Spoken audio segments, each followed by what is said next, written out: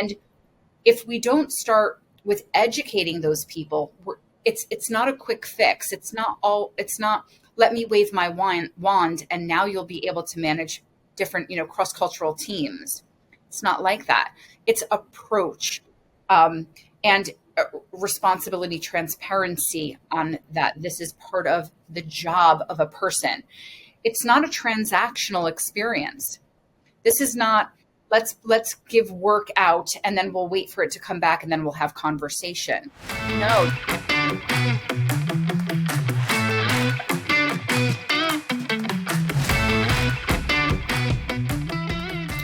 Hello, everyone. This is Sufyan, once again, your host, with another exciting episode with two guests this time. And this is going to be a wonderful, exciting, insightful discussion that I'm going to have with both of the guests. So once again, welcome to the CPA Talk Series, where we dive into real conversations with professionals shaping the future of accounting and advisory services. Our first guest today is Rachel Anevski, founder and CEO of Matters of Management LLC. With a career spanning executive leadership in marketing, business development, and human capital, Rachel helps firms unlock growth through smarter talent strategies, operational redesign, and leadership coaching. She holds a master in organizational behavior. She is a certified HR, and she's currently pursuing her DBA in organizational leadership. Beyond strategy, Rachel works closely with managing partners to align people, process, and performance. And she is a co-author of industry book, Accounting for Times, Evolve or Dissolve.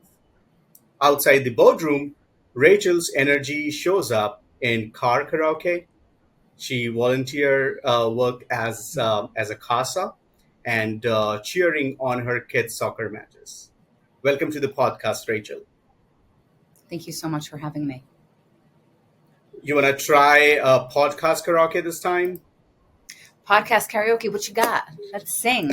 As long as we're doing a medley this morning. Happy to. We'll arrange another session for that. Lots of fun. Thank you. Thank you for marking your presence.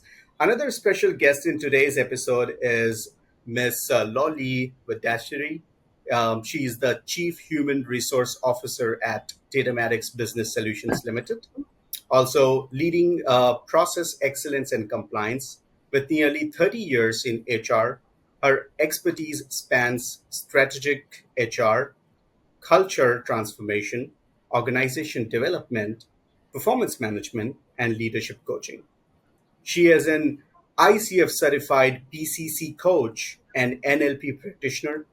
Loly has coached leadership teams across organizations and spoken at various HR forums. Her recognitions include being a finalist in the LinkedIn Conscious Business Leadership Awards in 2016, featuring in LinkedIn's Coffee Table Book 2017.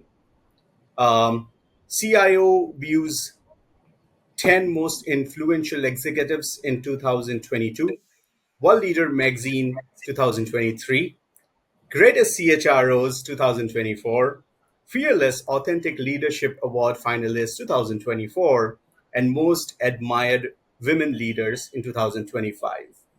So Loly, with all those leadership awards and recognitions, do you ever find time to take a regular coffee break, or is coaching people is your version of relaxation? Yeah, I think I love the fact that because I'm in the HR profession, here's a role where one can really make a difference. And I think the last 30 years, close to 30 years, I've still not completed 30 years. It's really been a wonderful journey, which I've really cherished, despite the ups and downs. I think I've loved the fact that one can really make a difference in the field of HR and to people in the organizations that one is with. So yeah, I think I love what I'm doing. Excellent. And thank you so much for marking your presence in the podcast today. Thank you for having me here.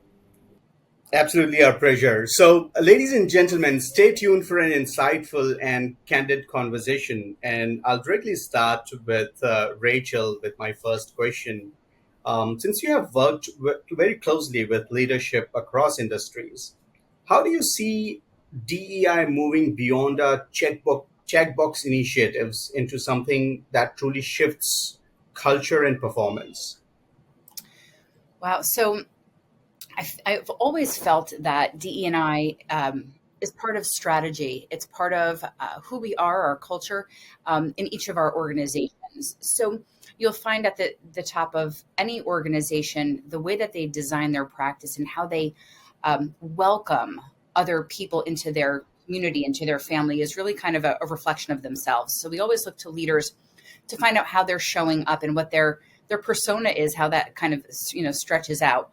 I the environment now is a little bit tricky. I've spoken across the country here in the states to discuss where DE&I is going, especially with our new administration and different feelings about that, and then also in the public accounting industry. So I feel like there's some things that are shifting, but where we go in the future is we are beyond what our doorstep provides. Now we're looking more at global DE&I. We're looking at how to bring in participants, leaders, people with specific skill sets from wherever we can find that from.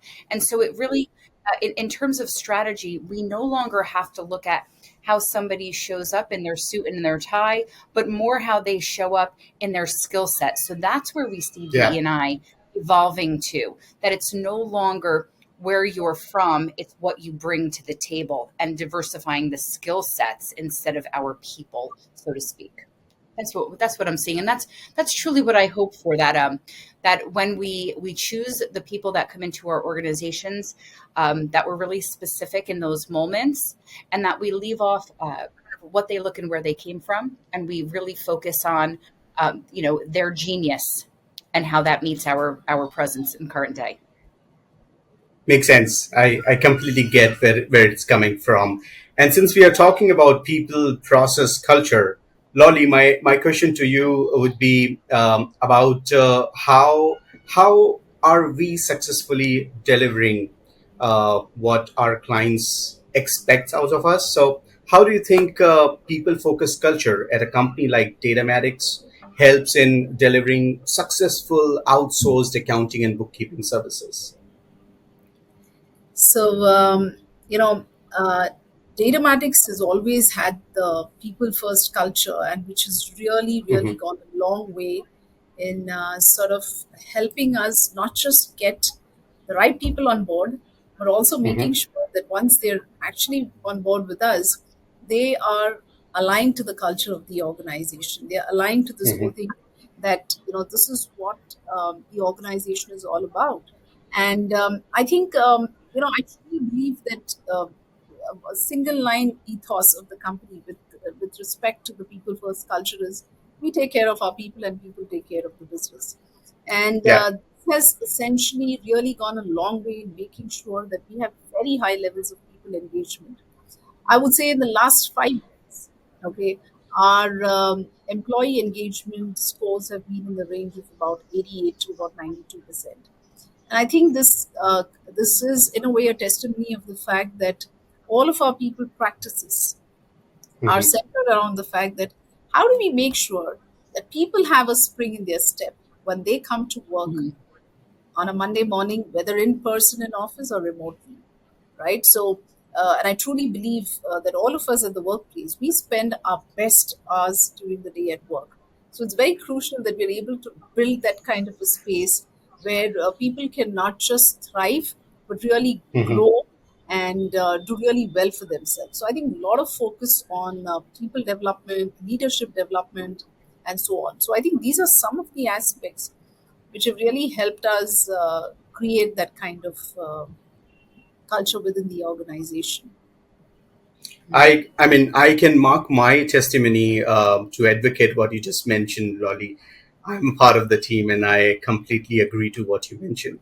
And you know what? I was talking. I usually talk to a lot of CPAs and accounting practice owners on a daily basis, and I was talking the other day with one gentleman, and he was like, "How do you take care of your employees?"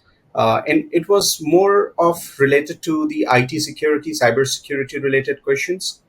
And I was like, the only reason why we hire right kind of staff and we keep them happy and we keep them trained and we keep them up to date is also because, irrespective of how robust the system you're building up, if you're not hiring the right people, they will find a loophole in that.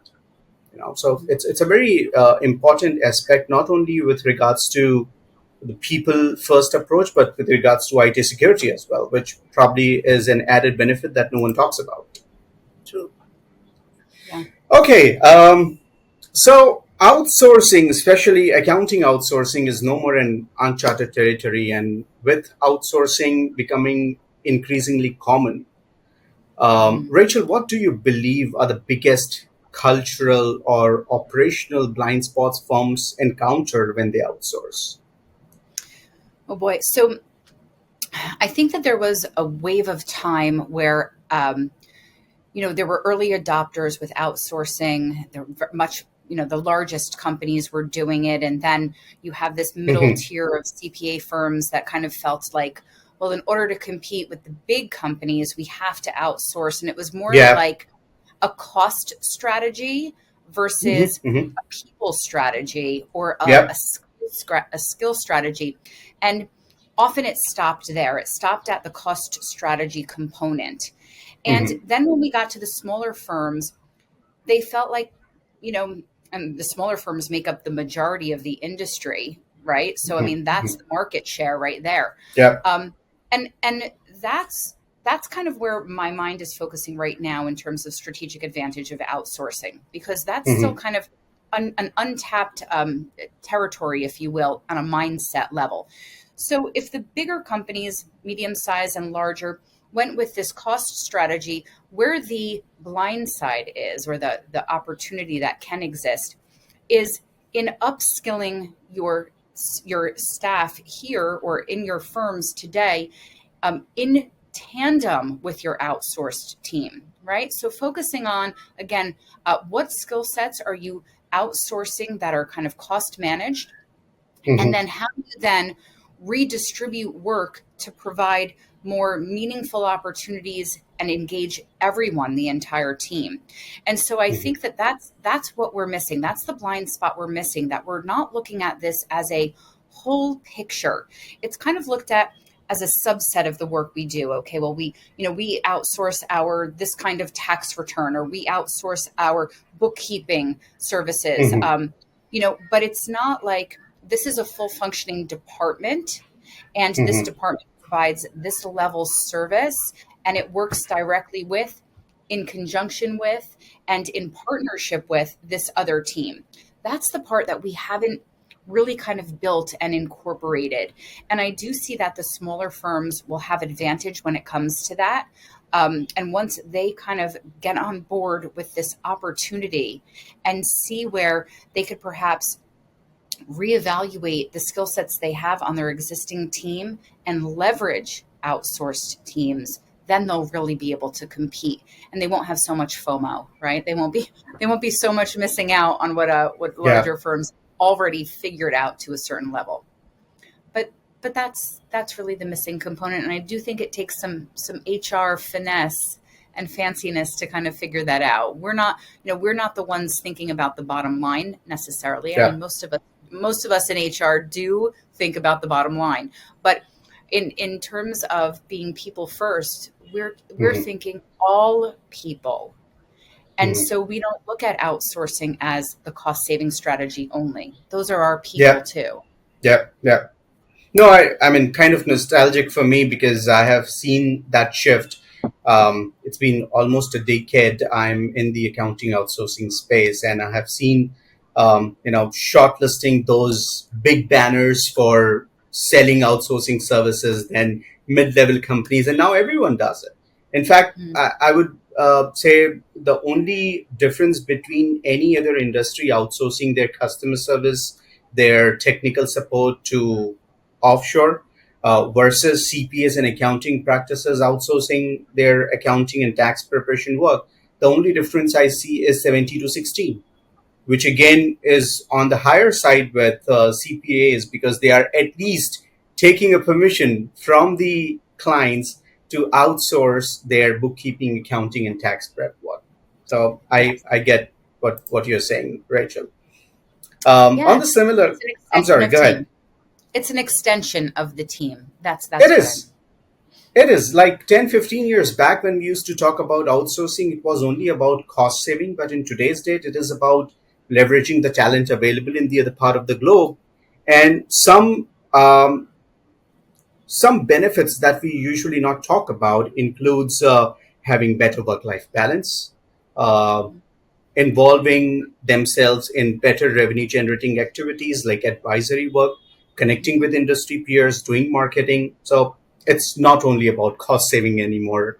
I completely agree to it.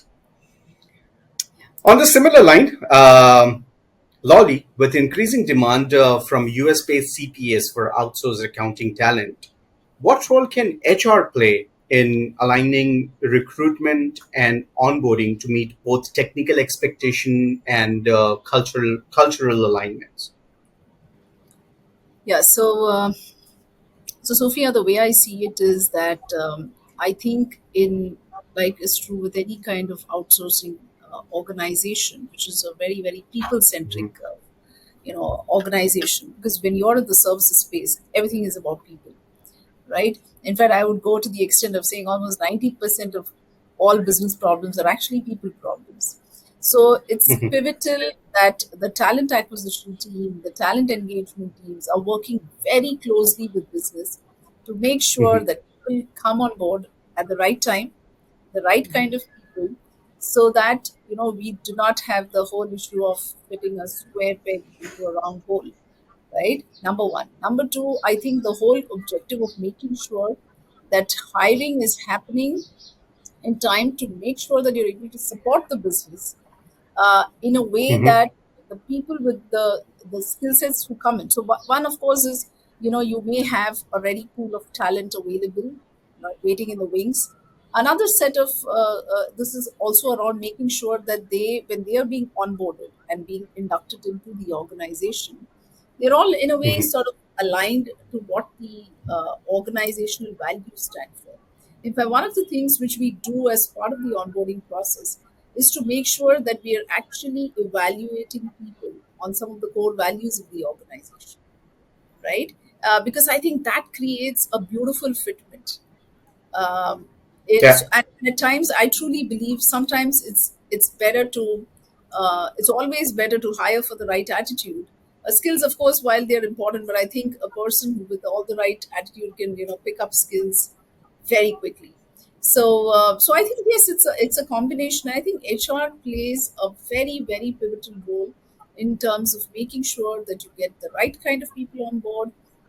You Yeah. are constantly engaging to see that where are some of the areas where they need probably some kind of an intervention, right, in addition to the typical the technical training or whatever that may be happening at the start of the their journey into the organization, but more so play a pivotal role into seeing how we can develop them into becoming the future leaders, right? So I Yeah. think that's another area.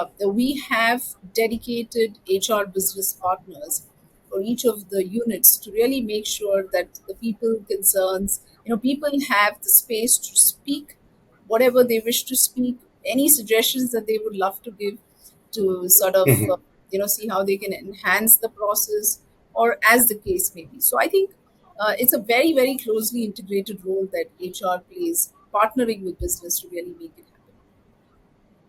Mm. Yeah, I get it. Uh, okay, I'll shift the gear a little towards Rachel. For the fact that you attend a lot of these offline events, you recently attended the AICPA Engage as well. By the way, we were also there. I'm not sure if you could meet one of our representative, but since you attend a lot of these industry level events and you speak with a lot of CPAs, those who are already using outsourcing as a support, those who are willing to use outsourcing support, and those who do not wish to go that route completely. And I'm sure you must have discussed in your discussion, in your conversation with them, about the other benefits, like we just listed in the last question, that apart from cost saving, these are the benefits. One benefit of outsourcing that we usually miss out and we do not talk about is using a talent strategy and freeing up internal team for higher value work. So Absolutely. can you throw some light on this strategy a little more, Rachel? Oh my God, yes. So I would say that the first 4 years of Mm-hmm. a young CPA's life is spent in a high high cost, low value type of work. Okay. And I mean that in terms of low value, it is not valued by the client, right? So the Mm-hmm. Mm-hmm. client doesn't see this type of work that Mm-hmm. is held in the expertise of 0 to 4 year experience level. Um, Yet we have an industry that is saying we underpay our staff at this level, right? So Mm-hmm. it poses a significant talent issue.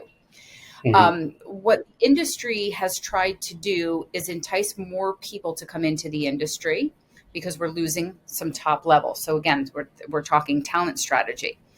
Mm-hmm. It's brilliant to, especially in terms of future leaders, transformational leaders, and the Mm-hmm. future of our sustainable independent accounting firms, um, to take this type of work Mm-hmm. and create um, a bubble for it, if you will.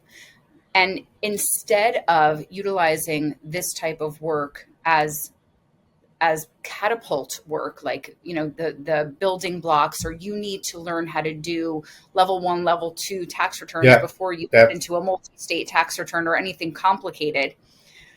Young professionals coming into the industry have access to information to do more intricate, detailed, difficult work. In fact, they're seeking it. They Mm-hmm. want it. They want Okay.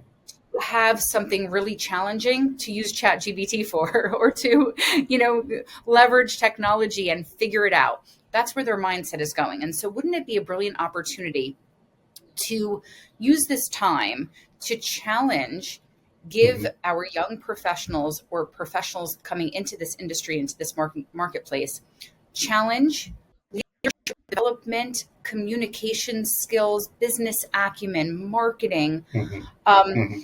and really kind of train them to be future leaders and Mm-hmm. leverage a team that their headspace and their desire and passion is for the type of work that we otherwise would be floundering to give to this level of employee. That type of strategy is what's going to make all the difference for what our companies look Okay. like in the future. Okay. Okay. So, and I wish more people would see it that way. More leaders would see it that way, as Mm-hmm. a 5 to 7, 10 year strategy, how to maintain independence in your firm and do it this way. And instead of doing it the way we've always done it before, which is a very common CPA chat. Right. Well, Yeah. it's not broken. We've done it this way before. It works. It feels good. I'm comfy and cozy in this space. Loly is like, she's smiling. She knows what I'm talking about here. Um, and it is a mindset change. And Mm-hmm. having gone to um, the system of conferences this past season, um, there is some tipping point happening where we're talking about leadership development more in a forward thinking way than we've ever done before. My concern is that there's only a portion of people who have access to this. Mm-hmm. Again, there is a large underserviced market in the public accounting space that either are not getting the information, don't know how to Okay. get the or aren't leveraging the information to be able to do this work. They're still kind of looking for the person to work in their office so that they can teach and train, but their own delegation skills are limited. And Yeah. their own ability to then, connect with people like you and your team is limited. Those are the people we have to get to. That's where the Please push them to us. It's all welcome. Please push them to us. Absolutely. LinkedIn, are you listening? For sure. Great. That's what Great. No, I get that. And I mean, when we started this discussion, your first question, Rachel, to me was, "What's the time here in Mumbai?" And I said 6:30 p.m. That's exactly when I start working, and I work till 3:34 a.m. And this is what I have been doing since last 18, 19 years. My mom calls me an owl for that because I stay awake all night and I sleep in the daytime. And it's a bit of a challenging working fashion for a lot of us. It's very difficult to adapt to this kind of a working schedule. So again, back to Loly, outsourcing brings both opportunity and some challenges. Like if I talk about myself, the only reason I could grew in whatever I had been doing is only because I took it as an opportunity. But again, the challenges were obviously there. One of the biggest challenges to work a little late in the night. And then there are some other cultural level challenges as well. So what are the key cultural or engagement levers your HR team use to ensure high morale and ownership among internal operations team working for the CPAs in the outsourced fashion? It's a good question. Yeah.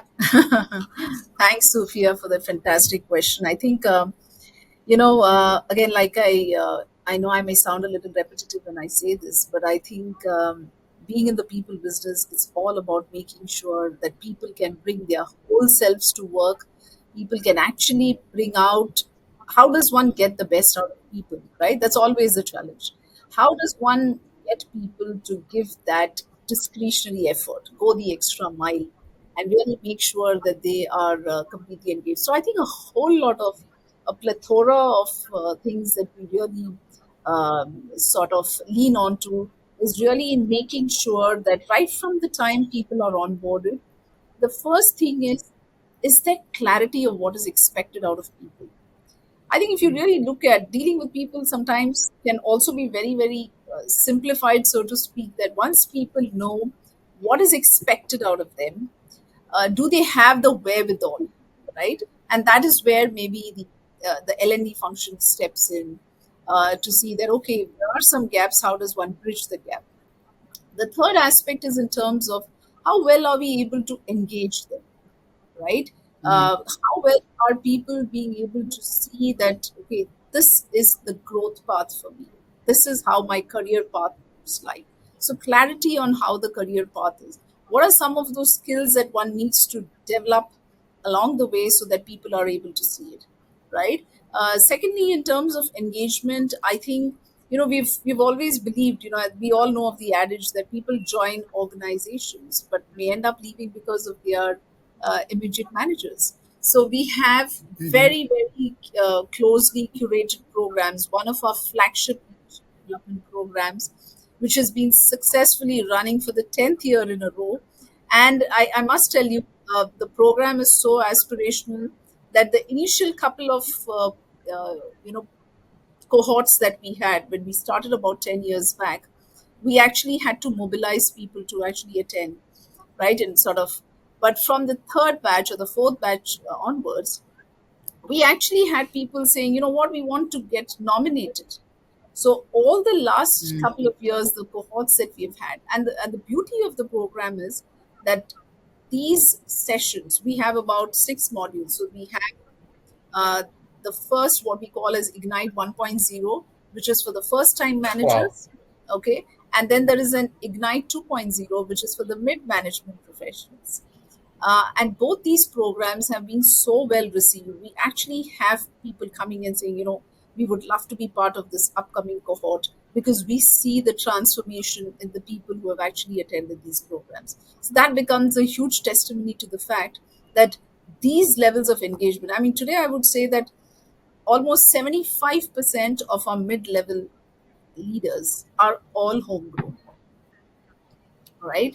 They're all homegrown. They've been with the organization, grown with the organization, reached, in fact, some of our senior leaders too. So I think it's been a journey where that the investment in people has really paved huge dividends and really making sure that multiple levels of engagement, right? So again, to come to the point, like I said, so every leader who's gone through an Ignite certified program, whether the person is a first time manager or a mid level manager, right, has been able to sort of inculcate those values, those, Hmm. what we as an organization stand for. So when they are in a way ignited, if I should say, is that they in turn are able to pass it on to their team managers, and that's where it becomes a ripple effect. So it's a continuous ripple effect where that people see that okay, I'm being led by a manager who really cares about me, right? Yeah. COVID and post COVID, we actually introduced into the organization, we got a couple of external therapists, counselors to come on board, right? It really helped a lot during COVID. Even post COVID, we see that today, I mean, the reality is that it's a tough thing for many people, right? People are Hmm. balancing work, trying to balance everything on their Yeah. personal front, and providing that safe space for people to be able to speak and have that psychological safety that we have people. So one is of course the dedicated HR business partners who keep speaking to people and that, but the other is also getting in professional help wherever it Hmm. warrants. And I think that has gone a long way also in terms of making sure that people feel a lot more engaged. They know that they can come and share, even if it may be a seemingly inane request, or it may be something which is seemingly innocuous, but it may hold a lot of weight for the concerned individual. So having that ability to do that has gone a long way in helping people to sort of stay engaged. In addition to all the other fun events that we do, right? We have Yeah. uh, every second month. I know, Sophia, it's just been a couple of months for you. So one of the first Yeah. now scheduled upcoming events is when we have our Independence Day celebrations, right? And every year we come up with a new theme. And Yeah. so also our Datamatics Got Talent, Datamatics Premier League, which is our annual cricket tournament, which is again received it so well. And you have people participating. I mean, in fact, I must tell you, this is one event where we have even the clients who are sitting in US, UK, wherever they may be, actually cheering on. So we've started live, YouTube, live streaming it on YouTube. Yeah. Even some of the Yeah. clients, when they can't be here in person, they're sort of putting in comments and cheering the team on YouTube. So yeah, I think it's a blend of multiple things which really make sure that we're able to keep those higher levels of engagement. So Yeah. can I just jump in on this for just one second? Sure. I Yeah. have to Yeah, tell you. Rachel. So in my doctoral research, it kept coming up. The framework that I'm using is human capital theory, and what you're talking about is the retention component. My doctorate is on transformational leadership and its ability to retain future leaders in CPA firms. Hmm. Hmm. And so that human capital theory says if we invest in our people and they know about it through transparency, that they're going to stay longer. It's kind of that glue that keeps them. So I'm hearing that all over what you just said, right? There are our people know that the management have invested in them, that they care about them. This is the magic. This is the actual time and dedication that is required for people to want to stay. And just one word, you call it engagement, I call it belonging. Belonging is culture, Yeah. right? So once when employees feel like they're connected, when they're belong to something, whether it's an actual team, right? Your cricket fanatics and everything, and I love to watch, so you'll have to give me that link when it's going on. From all of the fun activities, from the investment in their education and leadership development, all of those things, that's the systematic approach. It's the behavioral approach that retains employees. And quite honestly, I wish more people were looking at it from a more holistic, you know, top of mind way of thinking about it. It does come from HR. It doesn't necessarily come from top level CPAs, because they're focused outwards and we're focused in. Our clients are the people. So I commend you for doing all of this. And one of the hardest things ever is to keep people engaged, as you call it, or for me, to keep people to feel that they belong. Rachel, So, in fact, yeah, thank you. I mean, you've articulated it so beautifully. In fact, I must add one more point to this. On the CPA side, on the outsourcing side, the F&A side of the business that we're talking about, our diversity ratio stands at almost 60 to 65%. Okay. And at an organizational level, yes, we are at about 45%, which again is, I could say, one of the best in the industry. And this has largely been towards the sensitivity of, how we handle or how we sort of manage the women employees, right? So whether it is somebody who is looking at getting married, embracing motherhood, any of these events which are in a way life changing, I think those are some of the crucial Mm-hmm. moments when we really can be there for people. Like I'll tell you, we actually sort of make sure that for any female employee who's looking at going the family way, okay, what kind of relaxation can we provide in terms of making sure that the person is not stressed, right? So we've actually told people that, we will make sure that, maybe some of the KPIs that they don't need to. And let me tell you, the percentage of people who may actually need that, this may just be about 5%. 95% of them, even when we tell them, you don't need to be stressed, take it easy, they actually overachieve. That's the level of sure. commitment we have seen, right? So there may be just Yeah. 5% of the people who really have, let's say, an issue where they need that support, but 95% of them have actually overachieved on their KPIs. So yeah, and we've had a lot of boomerang employees over So the just years. endorphins. Yeah, a Yeah. lot of boomerang But I employees. love that. Yeah. Yeah, I mean, the wellness factor there, that's something that has been gaining a lot of speed. And I love also that you've engaged some organizational psychologists, right? They don't necessarily call IO anymore, the industrial organizational psychologists. My Mm-hmm. background, my education is all organizational psychology.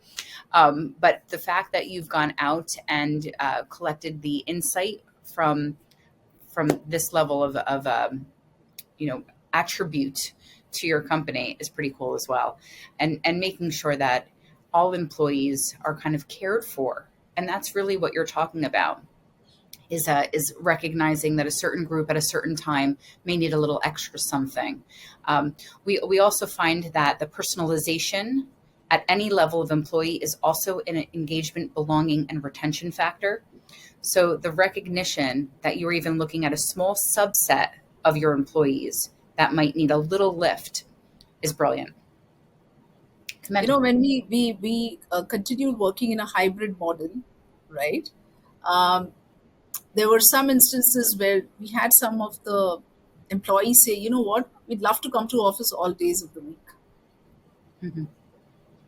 because I They think wanted to. yeah, they said that, this is where, we prefer being at work in the workplace. In fact, during COVID time also, we were completely operating out of home, right? It was a fully Yeah. work from home situation. But there were employees who came back saying, when are you starting office?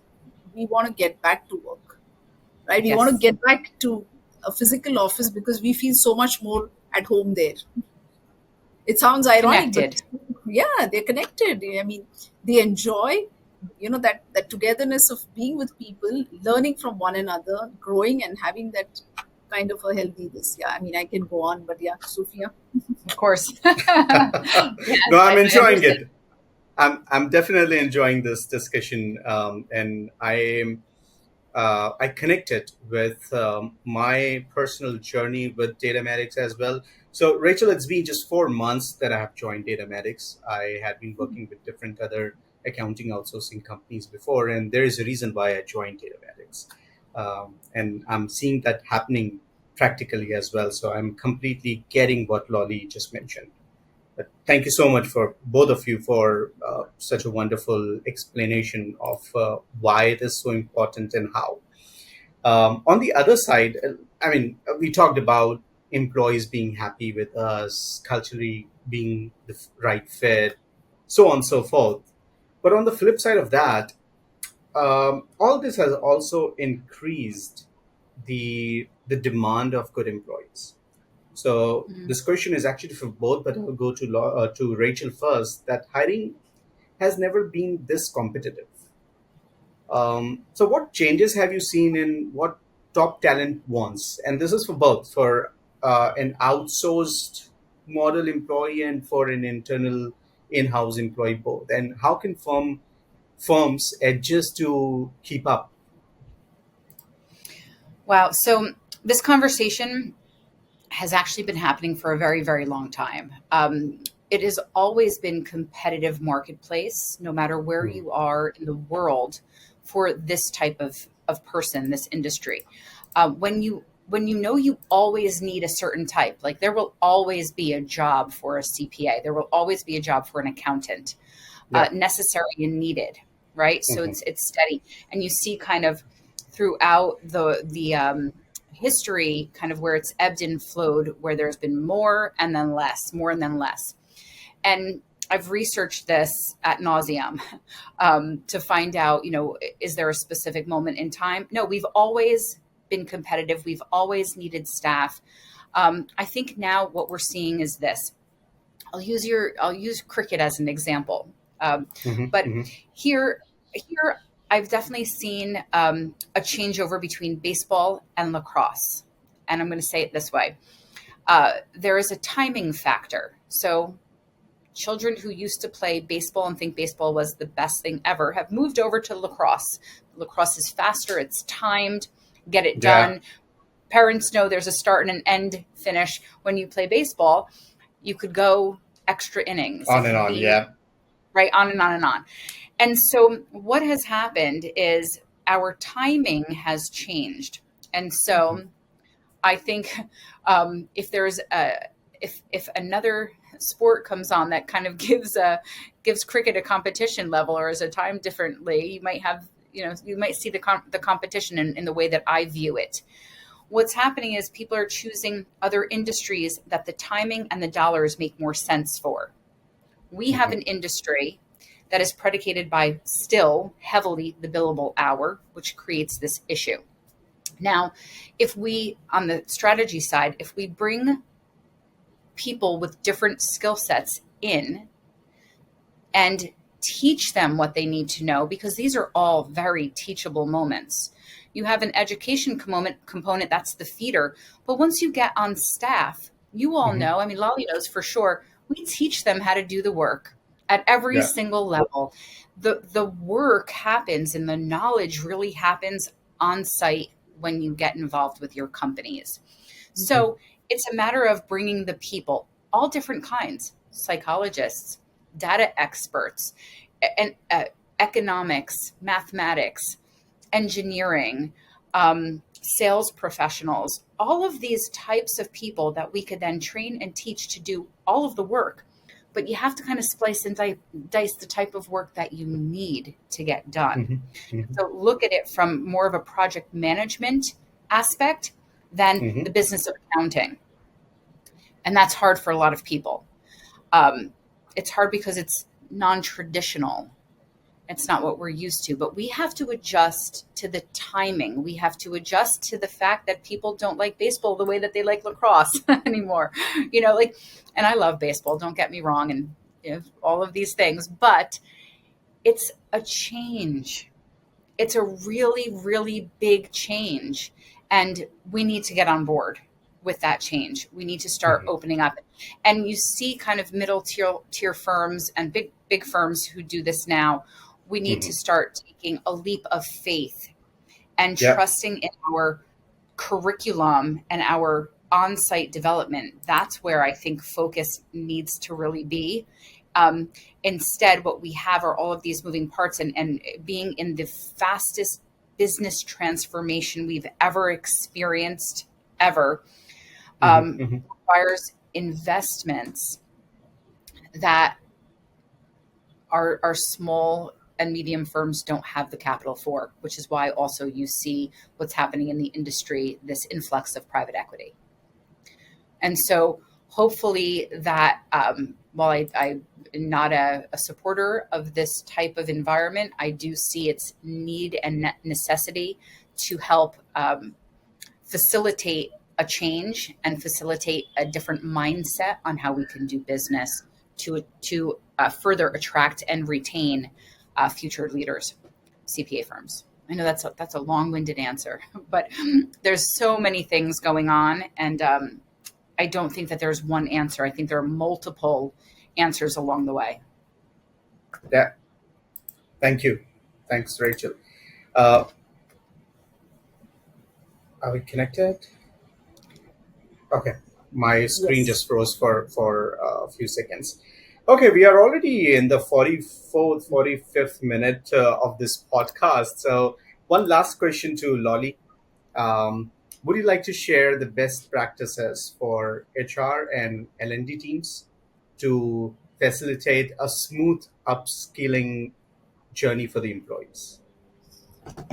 Yeah, I think Sophia, the L&D team plays a very pivotal role in sort of partnering with HR again to see Mm-hmm. how they can, like I love the way Rachel put it. Every individual, there are a lot of skills which can be easily transferable and easily trained, and that's one of the areas, whether it's those technical skills where L&D plays a key role, but also in terms of you know developing the people skills, the leadership skills in people, right? And really carving out a path for them.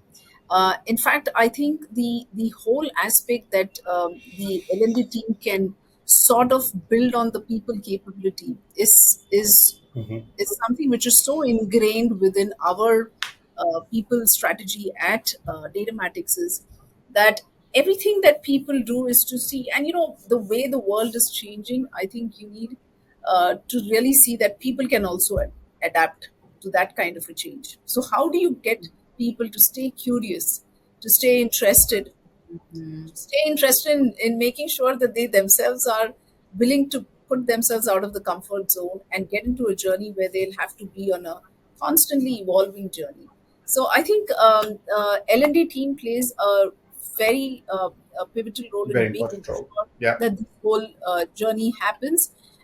It's one of the things that we've been able to do successfully, and I think I talked about the leadership development program. Another thing Yeah. which is very closely sort of in a way, again, a partnered effort between L&D and the HR teams, is to really make sure that we are having a culture of innovation, right? A Mhm. culture of making sure that people are constantly trying to do things, challenging the status quo, doing things differently, and not just saying, oh, we've been doing this all these ages, so we can continue to do that. So that is something which is being encouraged. The other aspect is in terms of coaching intervention, right? Mm-hmm. So about close to 2.5, 3 years back, we launched, what we call as iRise, which is a coaching intervention within the organization. And I think that has again, we've seen some phenomenal transformative results in people. We've actually seen people get transformed, and this, of course, as of now, it's mainly for the mid senior kind of levels of folks. And I think these are some of the key initiatives which have really, really helped in the people transformation piece. And the results are there to see, to, really, contribute to making their roles, enhance their own roles, and therefore contribute to the growth of the organization. Thanks, Lolly. Um, Now, one last question for Rachel, and I'm moving back to where we started from. Having a unified culture for both the teams is at times challenging because, I mean, if I give you a quick example of how we work with CPAs when they go for an outsourcing solution, it's always going to be their system, their process, their platform, their software. Everything is going to be the CPAs and the accounting companies that they are currently using. And we get into their system, we remotely access that, and we work on their system itself. So first of all, there is no hassle of transferring the files from here to there, and then nothing goes out of the network and everything remains in a very limited environment.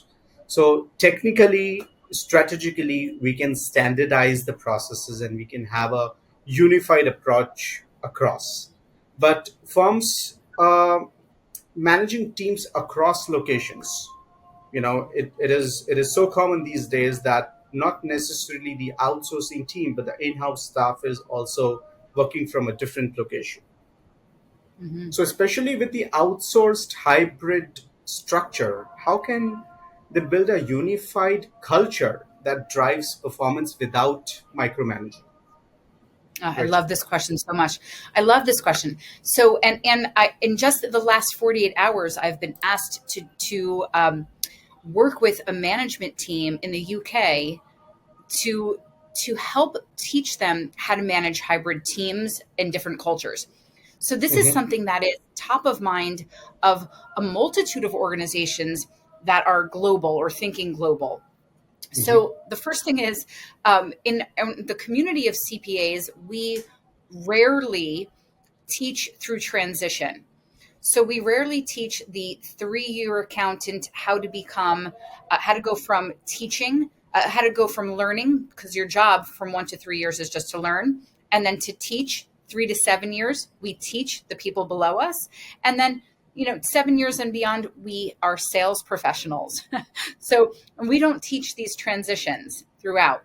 We also, in these transitions, when somebody becomes a supervisor or a manager, very few firms have the ability, L&D, HR, to then teach that new leader how to lead, how to manage hybridly, how to manage across teams, how to manage cultural teams, how to delegate work, how to communicate across different styles, the approaches, performance reviews. I mean, I could go, there's like 20 different modules of things you would need to kind of arm yourself with to be a leader or manager that can then manage multiple types of employees on a hybrid model, in office, outsourced, offshoring, all of these things, because this is what the new workplace environment looks like. But it requires a mindset, a leader's mind, a manager's mind. It requires empathy, which is not necessarily a teachable attribute. Sympathy is teachable. Empathy might not be so teachable. So, and it takes time, right? So we have to recognize and meet people where they're at and structure our own selves. So you have to be able to have the time and dedication, ability to learn, desire and passion to manage others, to be able to do this. And if we don't start with educating those people, it's not a quick fix. It's not let me wave my wand and now you'll be able to manage different, cross-cultural teams. It's not like that. It's approach, and responsibility, transparency on that. This is part of the job of a person. It's not a transactional experience. This is not let's give work out and then we'll wait for it to come back and then we'll have conversation. No, this is a matter of understanding how we do business, how we are all aligned, and then multiple touches in terms of incorporating, and to Lolly's point again, having all of our people feel that sense of belonging. And to do that really takes individuals that are nurtured in a way to lead. And so if we're missing the moments to teach them, then we're missing those moments to lead all teams. So I think we have to start at the beginning, and we are several years away from really being able to exercise this. This is not just somebody has it, somebody's got they could do it because it's innate.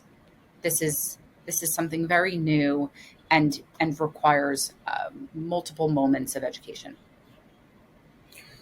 Well, thank you so much for such insights. Rachel, any closing note from both of you? look, I think it's a wonderful time to be in business with so much change happening. It's exciting in an industry that for 100 years has looked exactly the same.